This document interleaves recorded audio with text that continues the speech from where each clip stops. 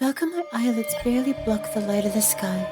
Finding the attempt fruitless, I open them to the bright world that has consumed me, a far cry from the void that has surrounded me moments ago. Beneath me, the world so vastly digitized it may hypnotize these to think it an illusion, when in reality, this is the future.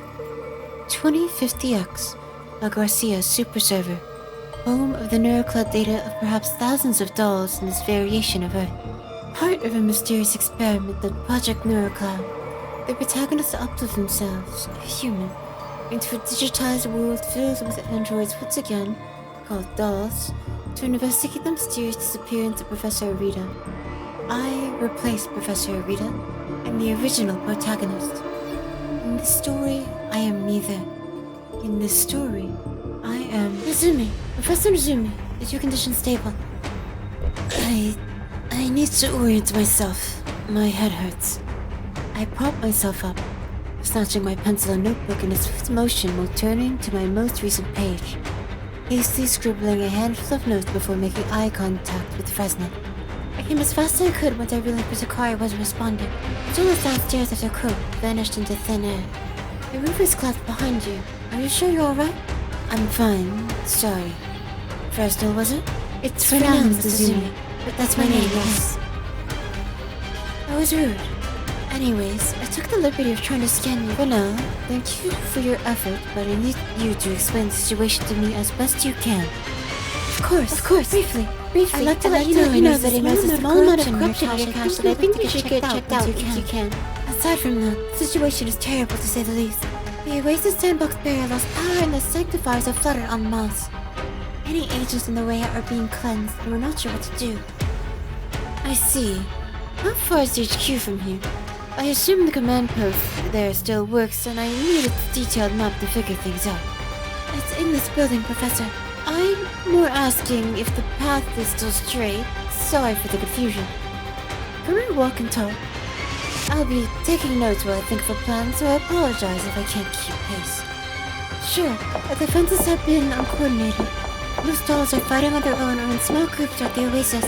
I was going to get an idea of the individual cause, but the density or location of these groups. No way to broadcast something to everyone at once. The radio tower is damaged, so a manual wide-ranging broadcast would have to be established. But Sakari had the permission to do so. Jeez, Mia. Yes, Pablo and I were fighting around the foundation of our woody observatory, so I rushed you to check on me. Sol was fighting alongside Croak, our mechanical design engineer, and the latter vanished, and Sol ran here on her own. Where's Sol now? At the base of the building. She's keeping the Sanctifiers at bay as best she can while we work up here. I'll be sure to thank her once I get to talk to her in person. Is this the command room? Yes. Sorry, just trying to fill the air. You're fine. So, what's our distance from any potential key place of interest? Fruits matter too, so please help keep that in mind. From what I can tell, our top priority should be restoring communications. Sol should get to that while we focus on figuring out where any trapped, pinned, or otherwise dolls that could be helping defend are pronto. Sure thing. Fresnel skillfully taps her place on the map with her long fingers. The soft tapping of her pimped purple painted nails harmonizes with the anxiety-raising ambience of the Oasis in crisis. This is all I know for certain. To check, no faithful assumptions? No, but I can tell you what I saw personally. Most dolls appear around the dorms near the sandbox barrier generated. The form of which covers most of the Oasis grounds sporadically, but the latter is deep in the old city. We were in the process of moving into the upper levels when... well, you know the rest. I wish I didn't. Did you already inform Sol about the plan to get them to help repair the communications? She doesn't have the skills to repair them when she gets here, but she should be able to keep in touch and hopefully we find someone who does. Good. If we're going to survive this, then we'll need luck like that. I'll work on the backup plan. Finding a place we can evacuate everyone if we're looking to hold our ground, and regrouping first isn't possible.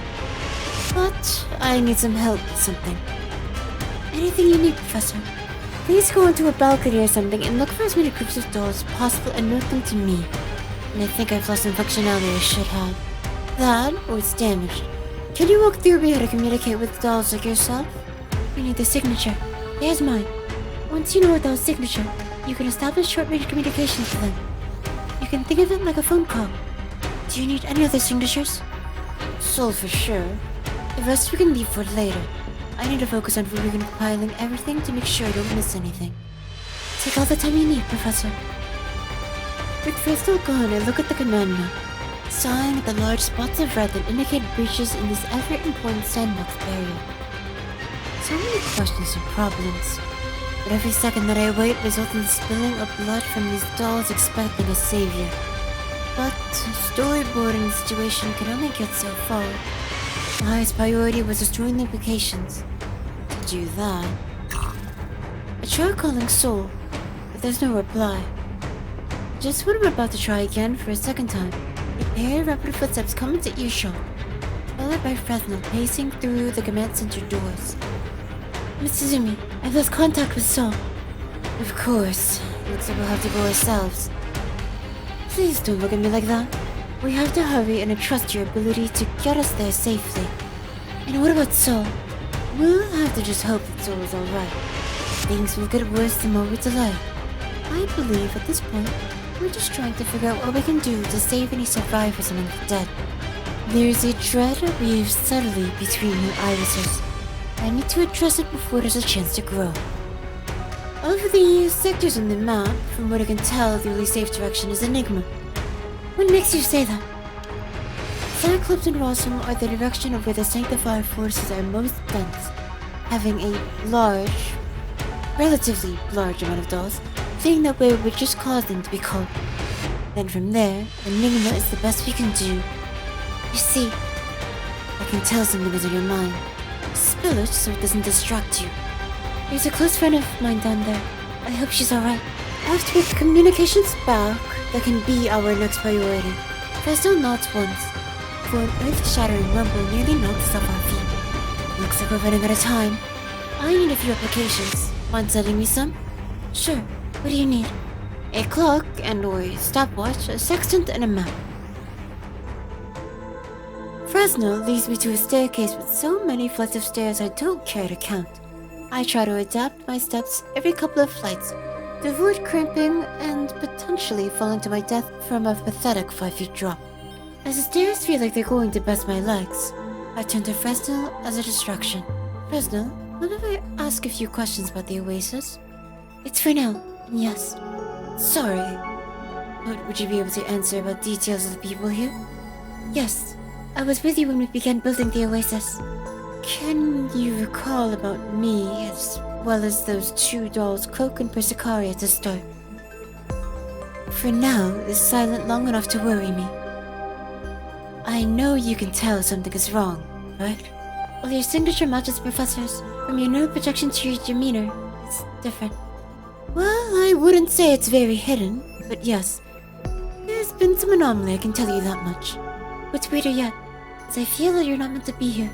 I am new here, but being caught in this predicament is definitely not good for my image. Your image? Well, for something so outlandish to happen, there has to be an explanation. Unless it's a work of fiction. You're not making any sense, Nezumi. Let me reintroduce myself. Fresnel starts to turn around. The action is so abrupt that I nearly run into her. Stopping in time with the help of the banister in my left hand, release it. Then, I clutch the rim of my hat tightly with the pointer and thumb on my left hand and bow deeply. I am Nezumi, Cyber Media Commission Doll Model EST, professional storyteller and narrator, 42 Lab optical scientist for now. Fresnel continues down the staircase, taking glances at the wall after each flight of stairs. If there is a next time, I should keep my cover consistent. Something wrong, Nezumi? No, but as a storyteller, I always take notes. If we all survive, I want us to remember our tales to empower us. As you were saying with Persicaria and Croak? Yes. Croak is one of our best fighters. Persicaria too. Persicaria and the Professor are together at the Oasis. Sounds like I picked the worst time to visit. Hopefully, yes. I wouldn't want to imagine a worse way this could have turned out. It'll be fine. Sometimes things need to get worse before they can improve. What's that supposed to mean? Nothing. Just me trying to be vague and optimistic. And I meant it sincerely. I'm usually just monotone because I'm a profession as a storyteller. A narrator is often indifferent to the stories they tell. The rest of the trek to the radio tower was mostly awkward and silent, with Fresnel leading the way and helping avoid detection of the Sanctifiers. Hordes of such robotic creatures littered the streets alongside the occasional motionless body of humanoid androids. Oversized weapons from the Sanctifiers like swords, scythes, and circular blades decorate the roads and walls. The final stretch of the journey ends in a staircase leading up to the lovely oasis with astroturf flooring and spun pathways between the points of interest. Closest building of which is the broadcasting station, standing almost completely untouched like a separate nearby building with a caved-in roof and collapsed solar panel tower.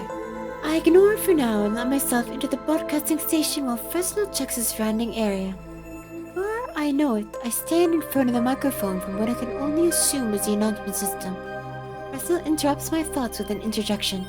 Nezumi, if you broadcast the signal to everyone in the area, the Sanctifiers will hear it too. So the plan is to call off the evacuation to Enigma? Was there a different course of action than having the dolls gambling their lives in the Oasis or Enigma? Yes, the Oasis here was built over what we call the Old City. When we expanded the Oasis, we did so skyward. Then I can just tell them to dig in and maybe they'll get the message? You can hope so. Their odds would be better than leaving them on their own. Sure. I approach the microphone located on the control panel. The button to broadcast is obvious enough, just like the words Fresnel chose to tell the dolls below. Residents of the Oasis, fleeing the Oasis will not be easy, so we advise that if you are still out there, to group up and dig into the Oasis as best you can. Once you group up as a whole, we will be able to make a move then. The dolls below that I can spot are like ants from this vantage point. Unmoving ants. Ants crushed by the Sanctifier so thoroughly that I can't spot a soul. I sigh as a chill washes over me. This oasis might be doomed. We should leave. Right. As we leave the radio tower, I swallow as I try to focus on the task at hand. For now, yes? Do you know who usually mans this radio tower? A doll named Riley usually mans the radio tower. She was in the process of setting up the communication before the Sanctifiers broke through the sandbox barrier. Do you have her signature? And do you think she's capable of fixing the sandbox barrier? Yes to both, but I think she might be. That's unfortunate if that's the case. Did you already try contacting her? Yes, but the communication systems are still down. Guess being near the radio tower doesn't fix it. Do you know if there are any potential points of interest nearby? There's a half-built weather controller nearby. There are many dolls taking shelter there. It's on the way to the Old City. Before I foolishly ask where the weather controller is, the side of the caved-in building catches my eye. There's movement in that window. That might be mine, the weather controller's operating room. She's probably trapped. I'll check it out. Are you fine on your own? It'll lend you a moment, hopefully. Gonna keep watch while I find a way in? Sure. I jog over to the side of the weather controller building, which has around half of it collapsed, including the rooms that should have included the entrance. Conveniently, the rubble makes a ramp to the roof. Originally, this building looks like it would be some kind of tower, decorated with the satellite dishes and 4 giant solar panel wings near the top. But it's all been toppled and leaving the core of the tower exposed, where Mai is trapped. What I thought was a roof appears to be the remnant of the tower, and the spherical structures that likely contributed to the building's function near its base are all crushed. A loud crash steals my attention. Hello? The panicked pink-haired girl threw something through one of the tower's windows. Hi! Would you be able to get me out of here? The entrance to the tower is too destroyed for me to get close. The top of the tower is gone. Can you climb it somehow? There's a safety hatch blocking the way, so even if I could... You can do it, Mai. Just tell me how to open the hatch. I threw a crowbar through the window. You'd be able to pry it open for me? I paced down the ruined tower to retrieve the crowbar and rescale what's left of the tower, barely reaching a story off the ground. Sure enough, a metal hatch in the middle of the tower blocks the way. The hatch groans before snapping after I practically lie on the crowbar. With a sudden snap, the crowbar slammed into my ribs before I am sent to the floor. Ow. Eek! Are you alright? I groan and rise to my feet, collecting my notebook, pencil, and the crowbar. No problem. I'm Nezumi. Fresnel is with me. I need you to tell me anyone you saw recently. Particularly anyone who might have seen Riley. Riley? What happened to Riley? We can't find her. Please, Mai, your account can potentially save so many people. So much pressure. I saw Storm a bit ago, and Riley I saw leave the radio tower, but I don't know where she went. I need timestamps, Mai. How long ago did Storm and Riley leave their posts respectively? Sorry. Storm was here around 10 minutes ago. Riley left around 2 minutes before Storm. Do you have their signatures? Yes. Here you go, Miss. Miss Nezumi, and thank you very much, Mai.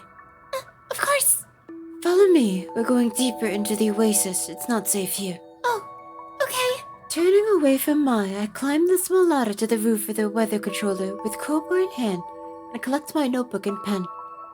Though Mai doesn't follow. What is it? I'll give it my best shot. With an unexpected shout of self-confidence, Mai grabs the ladder with determination in her eyes, grabbing 2 different rungs at once and placing her foot on the bottommost rung of the ladder. The metal rung bends and snaps under her foot. The fuck? Nezumi, I'm sorry. I'm too heavy for the ladder. You're kidding. How much do you weigh? Nezumi, Mai, I see Sanctifiers scaling up to us. We only have a couple of minutes. Mai, listen to me carefully. You can do this, so calm yourself and take this slow. Understand? Yes, Miss Nezumi. Try to distribute your weight as evenly as possible between the 3 rungs that you make contact with, and don't panic if you break one. Just focus on keeping your weight distributed. I'll do my best! You got this. Now, hurry. I watch Mai painstakingly regrip the ladder, picking the lowest rung she can reach and mounting it with both her arms and legs on a different rung. When I said a couple of minutes, Nezumi, I meant 2. I know, a couple isn't a threesome. Lead the way, but not out of sight, please. Understood. 30 seconds in, Mai has climbed 1 rung. My sweetie, please hurry it up. I know I said you can take your time, but I need you to also know that we're on a time limit. Sorry! Mai keeps 3 limbs stiff while her foot raises to the center of her chest, finding a spot while she can push off it. The rung snaps and her foot collides with the ring beneath where she initially placed it. Please just leave me. No, you either climb that ladder or you kill me, Mai. Please keep yourself steady and move your other foot up. Okay. That does as she's told and hangs in a tight ball. Now, stand as straight as you can. Mai obeys, but I hear the Sanctifiers nearing. Let go with your arms and raise them to the highest rung you can. Ready? Now! Here goes nothing! Mai's yell of self-confidence accompanies her raising her arms to the highest rung she can. 2 from the top. The rungs where her feet were snap at an instant, sending her scrambling for anything she can, bending the metal beneath her fingers to an uncomfortable angle. The groan of the steel sends a shiver down my spine. Same thing and you're at the top. What? Just... Never mind. Move her hand up and then the other, and then use the roof to climb up. They have to be... My ears fail to register the sound of something flying past me, and a ring accompanies my waning senses. Miss Nezumi! My body falls in front of me, flopping over like a ragdoll in the blink of an eye before I catch myself. A red pool of blood that fades into digitized blue forms beneath my hand. There's a pain in my hand. All I can think about is... No, it's like the pain is a haze over my thoughts. Miss Nezumi, I'm so sorry. Please forgive me. I raise a hand to the side of my head and touch my ears, but feel... my ear. I turn to Mai, who looks like her soul has left her body upon greeting me eye to eye. We have to move. I grab Mai's hand and she gets up off the floor. As we dash to the side of the roof, I grab my notebook and stuff my pencil beneath. With my free hand, I protect my damaged, missing ear against the wind with my precious hat. I can hear the crunching of metal with every step Mai takes. Approaching the end of the roof, I hear the crunching stop. When you drop, bend your knees and then fall into yourself if you have to soften the fall. I tune out the metal groans that accompany Mai's landing as I run as fast as my legs can carry me, biting back the pain every time my thoughts wander, the stinging, sticky wetness on the left side of my head. By the time we stop, my vision has grown blurry, and the world is like an all-consuming haze. The pain has faded to numbness, and it takes every ounce of my will to keep my knees from crumbling beneath me. I can't see. Oh my gosh! Mr. Zumi! Please rest for a bit, Nezumi. I feel a pair of arms usher me downward, and my body goes limp against my will as the adrenaline of fleeing fades just a sliver. Please stay calm, Mai. Oh, so sorry! I watch my heart roll from my hand into the knees of the purple-haired girl. Or was it pink? I grip my notebook tightly, but I can feel it slip slowly from my fingers. You really like this notebook, don't you? A small hand returns my hat to me, shifting my notebook hand to my chest so I don't lose my grip. My lips don't obey me as I try to give thanks. Mai, do you have a pen to spare? Of course. I owe Mr. Zumi my life. My consciousness begins to blink in and out. I barely feel the touch of Mai's hand against the side of my head. I'm so sorry, Mr. Zumi.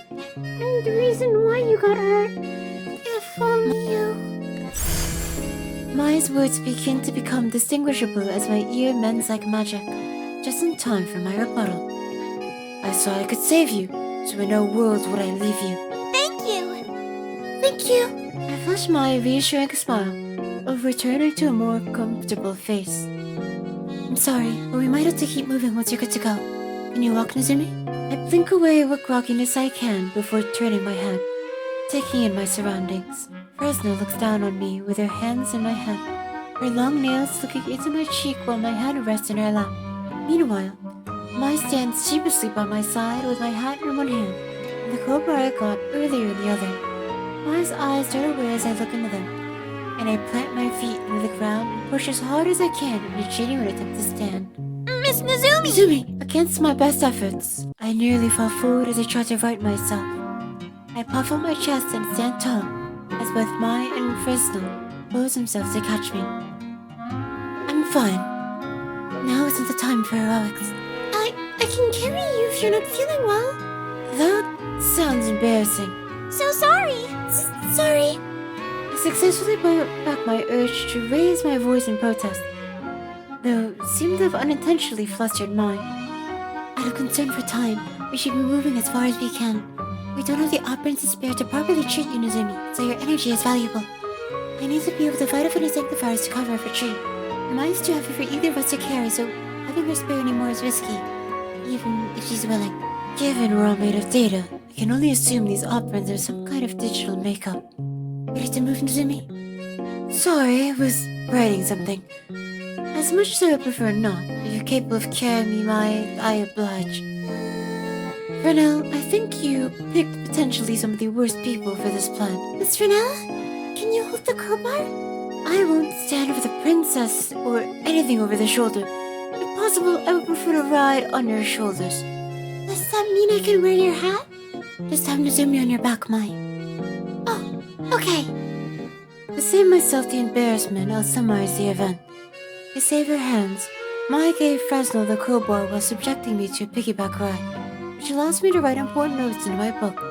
However, this meant Mai would be wearing my hat for safekeeping, as my head was already cutting it close to the ceiling of the underground tunnels we traversed.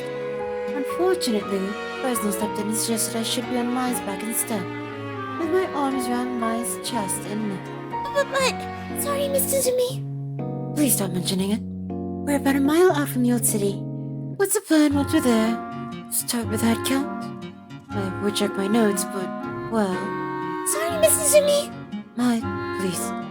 Sandbox barrier generator is still down there. Since we didn't finish moving it, it should still be totally operational. And we could downscale it to give us time to find more operants to keep it running so the Oasis can recover. My son's a bud. Aren't you the one who said to take things one step at a time? Yes, the planning here should be short enough to... Hey! An unfamiliar voice echoes through the hall, silencing the party momentarily until the three of us draw closer. Hey! I heard someone there. Don't just go silent on me. Miss Storm? Miss Storm, is that you? It's me, Mai! The floor, even for several meters outside the room, is layered with a thin veil of water. The voice of a slightly raspy woman comes from within. Mai finally releases me and my legs wholeheartedly support my weight. Fresnel once again vigilantly takes watch as Mai skips into the room, making small splashes with her sneakers and make me keep my distance. Miss Storm, what happened to you? What does it look like? The whole damn ceiling just came down and crushed me.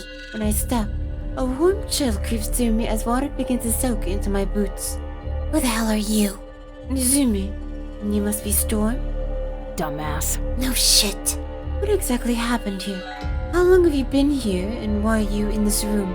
The ceiling fell on me, which was probably like 15-20 minutes ago now or something. Something gigantic exploded deeper in the old city and it ruptured the pipes in this room while I was still in it. Then, the boilers exploded and the roof caved in. And that's how I ended up here. So you gonna get me out of here or what? You can try, but it might take some time. On top of us not knowing your condition, I think the next worst thing to being trapped like you is being crushed because you moved the wrong piece of rubble. How comforting. Storm is thoroughly trapped in a heap of reinforced concrete with everything shouldered below save her one arm and her head of deep purple hair poking out of the impossibly dense mass of rock and steel that entombs her. So, when are you going to stop staring and help me? I'm a bit straight with you. We probably have to come back to you with more help. You're joking, right? Miss Nezumi! Nezumi, we got Sanctifiers.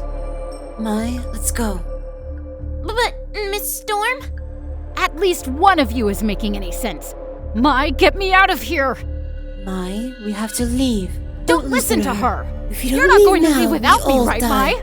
Mai, You know what you they're have gonna to do when listen they to me. find me, right? We don't have time to be sitting here and thinking. They're going We to have kill to me, run. Mai!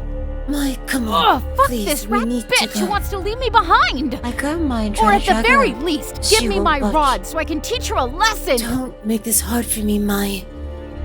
Pulling Mai, I rip her gaze away from Storm. And for a brief moment, I see her eyes. She's crying. We need to go, now. Fresnel grabs Mai's other arm and we snap Mai out of her trance. I watch in silence as Storm and Mai scream polar opposite words that feel like they're tearing up on my brain, but I can't understand a symbol they say. Our footsteps meld with the gunfire and lasers of Sanctifier and Fresnel throw at each other, with a furious storm overpowering both. I block out everything else except running. My delay is nearly costing our lives from the get-go as the Sanctifiers close into melee range. Initiating cleanse. A large scythe slices the air within a foot of my stomach, licking Mai's hood in the process. Damage sustained. Mai frees herself from my grip and snatches the crowbar from my hand, swinging it against the air to summon a powerful gust of wind between the Sanctifiers and us. It sends a barrage of projectiles, of course. Water from the boiler room sprays in the direction of the Sanctifiers, as purple bolts of electricity rush from the room into the bodies of the robotic pursuers. Blood-curdling screams mix with the war cries of both sides, and a single purple streak arcs to Mai's crowbar, forcing her to drop him. The purple light illuminates the hallway, visible even as I turn my back to it and resume sprinting with all my might. Storm! She's buying us time. Let's not waste her final act of valor, even if it was more likely to be out of hate than primal instinct. They need something down! I give in to the temptation to catch a glimpse of the Sanctifiers still in hot pursuit despite prevalent battle damage. Fresnel slices a laser from floor to ceiling before turning to Mai and I. We can't run to the old city with the Sanctifiers on our tail like this. We need to take a detour. You really know your way to the old city for now? Not really. We'll have to improvise. There's a turn coming up. Let's take it. Starting from the deviation Fresnel took, we take any path that looks like it could throw the Sanctifiers off. Hallways slowly begin to look the same as our stamina drain. Nothing but stone pathways that occasionally led to waterways built from metal gratings. When suddenly... Is that sunlight? We must be near the edge of the old city by now. Hopefully this is far enough that we can start to regroup. The sunlight is almost blinding as we reach the doorway that we presumed was outside. But my first step to the doorway meant nothing but air. I hit the grass floor with a thud. Reorientating myself, I look around to no buildings that we would expect. turning around to inform Fresnel and Mai that I'm fine. I realize we're outside the oasis entirely. I'm fine! But this leads out of the oasis. We need to find another way. We can't. The Sanctifiers are still close enough behind that if we turn around now, they'll catch us. Then jump! The drop is about 20 feet above the ground. Easily survivable, though painful thanks to the thick grass and dirt as a decent cushion. Fresnel lands with a roll. Come on, Mai! You have to jump. But I'm too heavy. I'm gonna hurt myself if I jump. The Sanctifiers are close enough that if you don't, they'll cleanse you. The short debate is enough to encourage Mai to jump. As she steps off the edge, landing feet first, Mai impacts the grass with a heart-wrenching crash. I can't move my legs. Without a second to waste, I run over to inspect Mai. As the distance closes, I find her propping herself up with her arms, while her leg is bent at an odd angle while the other is missing everything below her knee. The metal inner workings of her are visible through the wounds on her legs.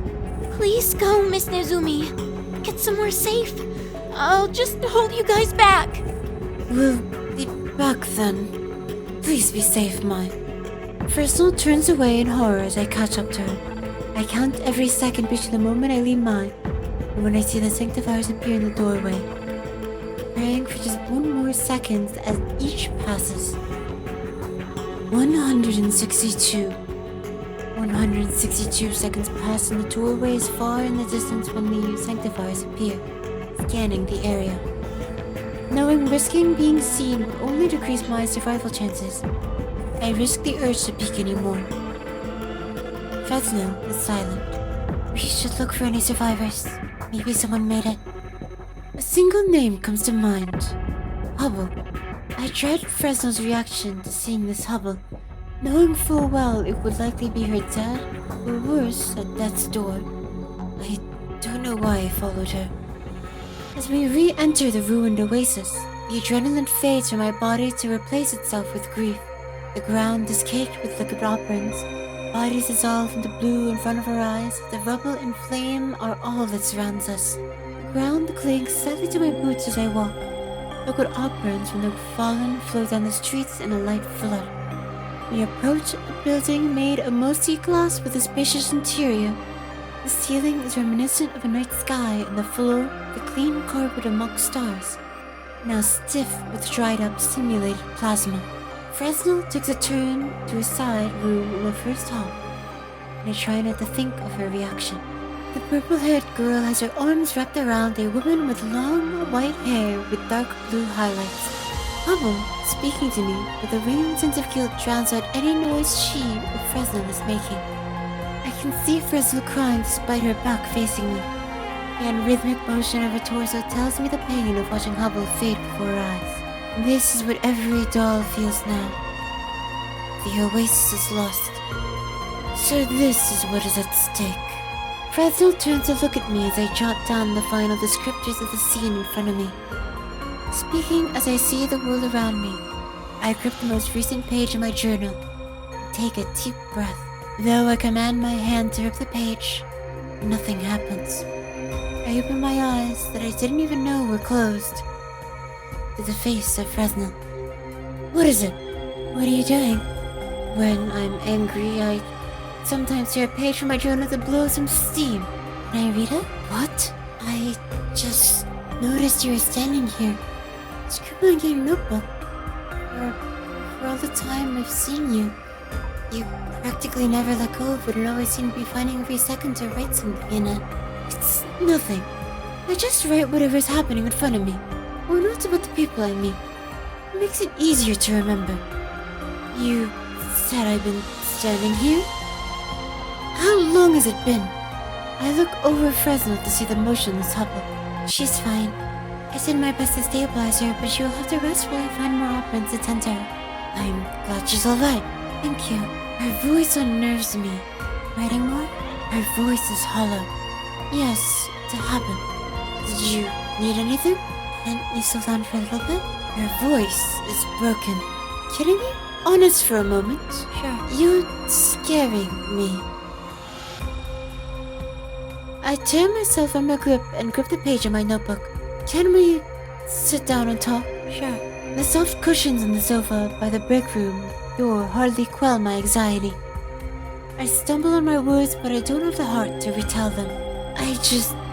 I wanted to have a normal conversation with you. In case of the last one we have. What are conversation starter? Glad to see you still have a sense of humor. Because I wanted to ask, what were you like outside this Project Neuro Cloud? I'm an optics researcher for 42 Lab before I was admitted here. And helping with an astronomy researcher. You? A professional storyteller and narrator. In this day and age? How did that work out for you? It didn't, in fact. I don't even know why exactly I'm here. Remember that scan I did on you? Have I got a virus? I hope not. But you have some crypt files. I'd like you to check. Can you tell me around how much? It's around... I tear the most recent page of my notebook. It's a Fresnel. I never moved. It's around 10 megabytes of... It grew. Did you do anything? No. Yes. Please be careful then. Whatever happened, it can limit your ability to function if left unchecked. And unfortunately, we don't have many medics on standby. I'd imagine not. But I want to shift this to you. Favorite music, hobbies, anything like that? Outside of work, I like to collect antique stuff. Old cameras, vitals, lemon soda. Nothing we really could get in the Oasis, but outside in the real world. You're telling me you like the dress code of a time around 7 decades ago? I'm not judging you. To each their own. But are you normally like this? You got me off guard. Sorry. So this narrator acts something everyone but a few get? Get to see. Probably. When you're telling a story to an audience, you have to match their preferences. The lighthearted parties looking for reckless fun want a casual game master, while the serious ones want a cold one. Neat. I try not to geek out too much, but imagining you in denim and a bell-bottom jeans is certainly something I didn't really expect. A coworker once told me I looked like a time traveler from the 1980s when they saw me on break. Time traveler, huh? You ever write a story about time travel, Nezumi? They're difficult to get right. The ability to turn back time is a dangerous one. If it's on a person, you can never tell a soul, otherwise they'll be asking you to turn back time every minute. If everyone can have it, then that's when something always goes so wrong. So you don't like them? As I said, they're difficult to get right. Not a fault of the premise or anything, just everything becomes so delicate to find a perfect way to tie everything together. I hate awkward silence. I should get going. Here. As I stand and close my notebook, Fresnel presses something large into my hand. When I look into my palm, a dark red jewel shows a reflection of my face, while countless others project my distorted pencil and glove. It's almandine. I usually hand these to friends. Thank you for now. I'll check on mine. Sure. Sounds good. I hold the gemstone tightly at first until I close the break room door behind me, after which I hold it between my eye and the sky for fun, watching as the Oasis' artificial dark clouds split without warping the gemstone's perfectly faceted edges. Maybe one day I'll see the sky a pristine blue, but not this time.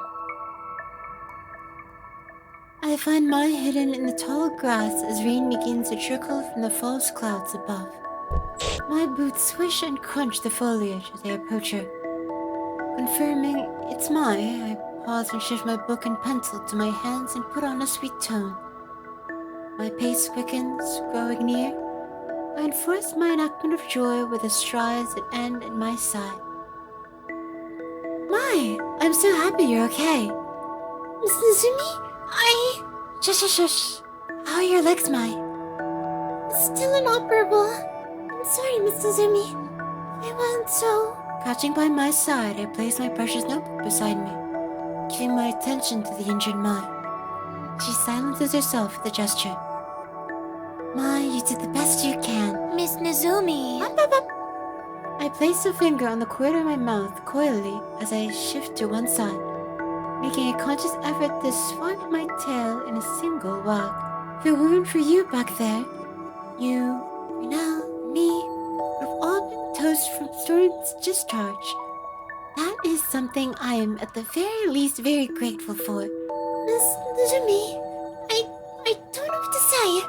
Well, usually most would say something like, "You're welcome," but that's up to you. For now, we have a lot of time.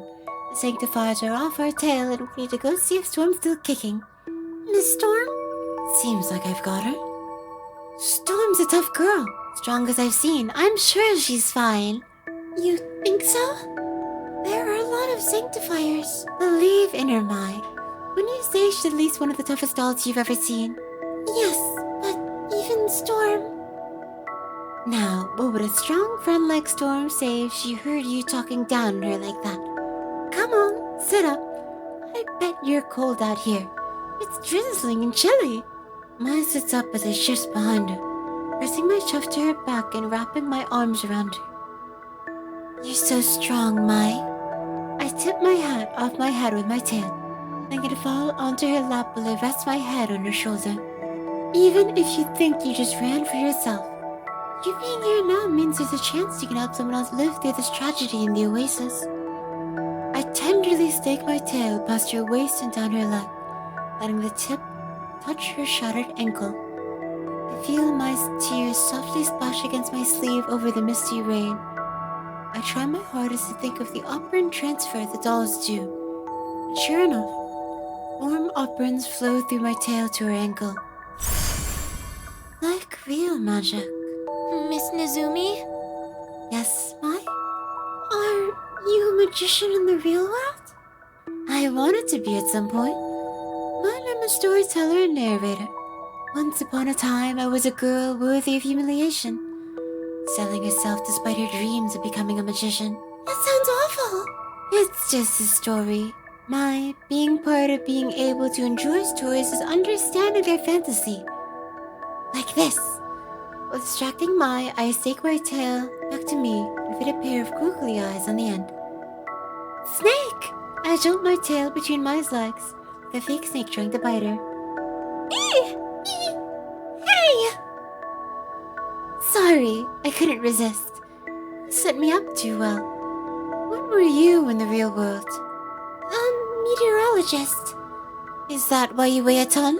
Is that not normal? From what I can tell, no. You're the only doll I've seen weigh that much. But I bet it has a reason. After all, you're a meteorologist. You must study storms, right? Is that what the balloon and the weight are for? Yes! I was working on the weather simulator before the Sanctifiers attacked. Just last week, we were working on optimizations to its operant efficiency so it wouldn't drain all the operants in the sandbox barrier. But... it's wonderful. Huh? You heard me. The weather simulator is wonderful. You made it all on your own? But Storm helped too. There you go again with Storm. I pat my twice on the shoulder and stand by myself, grabbing my marginally soiled book and inspecting its pages, thankful to find no real water damage. Come on, up you go, Mai. I'll try to spare you more operants to patch your other leg on the way. With Mai using both the wall and me for support, we hobble our way back the way we came, with a detour through the old city until we begin to find a familiar path on the way to Storm.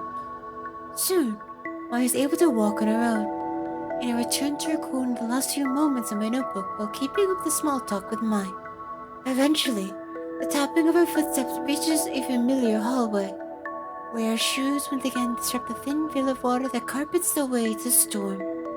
A handful of Sanctifier bodies decorate the doorway and even interior of the boiler room, which houses a riled-up Storm. I let my face relax as I hand Mai my precious notebook, pencil, and hat, and get ready to humiliate myself. We're back. Expected to see a corpse? Stepping into the room, there's hardly a moment for a conversation to start as Storm finishes her question. I've already turned her and dropped to the floor in a dogizo. The dirty water reaches to the tip of my nose and completely soaks into my cloak to its elbows. Practically everything, knees and below. もし訳あるんでした。I hope you can forgive me for leaving you behind. If you're really serious, throw your hat into the water with you. Do it. But it's fine, Mai. Drop it into the water. Heat rises to my face as I hear the wet slap of my hat falling into the water beside me. I preemptively keep my breath steady to not move an inch, even if the droplets of water splash onto my cheek from my hat's impact. I've come back to see if I can get you out. Yeah, I figured. Are you seriously not going to get up unless I tell you to? Yes. Sheesh, whatever. I get it, you can get up. I stand back up before I begin wiping my face and hair with my hood, covering my soiled hat from the water to place it on my head with a depressing chill running throughout my skin. Anything, as long as I must. Miss Nezumi, you have to do that? I wanted to tell you that you're stronger than any doll I've seen, Storm. Don't look me straight in the eye while saying that. Sorry. I just wanted to talk and apologize for earlier. Tell you I saw nothing from before. Whatever you say. I was hoping you could understand in that moment I was trying to protect Maya and Fresnel. And I really didn't mean to come back for you. Because you're important to me just like any doll in the Oasis. Storm tilts her head away from me. I rebuke with a dainty step forward and a hand to my chest, curling my tail upwards in a false sign of excitement. You fought all these Sanctifiers on your own while only being able to move your arm with just a puddle of water? Isn't that something impressive? Yeah. I got my rod back and zapped him. No biggie. It seems Miss Storm is weak to crazy. Storm glares at Mai, who cowers behind me. After a moment, Storm and I lock eyes again. Mai told me about you, and together we're working on the weather simulator. It seemed pretty impressive. It was nothing. We were about done setting it up and making it more efficient before these tin cans started knocking on our door. I see. So, what are you doing before you got into Project Neural Cloud? None of your business. A doll who can control electricity with meteorological knowledge, named Storm. Potentially with a clandestine background? Where'd that stupid smile of yours go? I got lost in thought about what sort of awesome occupation it could be. My guess it would be a weather traffic controller? A weapon? Something that weaponizes weather? Sure, air traffic controller. Let's go with that. Just to shift us to topics that we are more comfortable with. What was bringing you down here in the first place? A friend of mine was further down here. Oxygen. Demolition expert. You didn't happen to see him on the way here, did you? Unfortunately, no. But we also didn't really look for him. So he could still be alright. We can look for him together once we get you out of here. Thanks. Not a problem. Though I might need to look around for a shovel or something to help. I don't think I need to tell you how firmly you seem stuck in there. Would it be fun with you two if I stepped out and looked for some tools? I'll be back in 10 minutes or so if I don't find anything. Sure, Miss Nezumi. Whatever. Go ahead. As I leave, picking up my notebook from mine, my smile drops. I find a quiet corner with a mediocre light to jot on everything I've learned, taking off my uncomfortably soaked clothes and leave them in a soggy clump out of sight. Soon, my notes are accompanied by crude drawings of routes, lines to connect names and events, facts and backstory details to one another. My wrinkled fingertips feel numb against my pencil as minutes pass like seconds, as my camisole and hair try to leave crumbly dirt specks begin to distract me. After what feels like far too long, I stand from my spot on the old city stone floor, flipping the most recent page of my notebook, with both relief and dread filling into my heart at the fear of what would come when I try once more.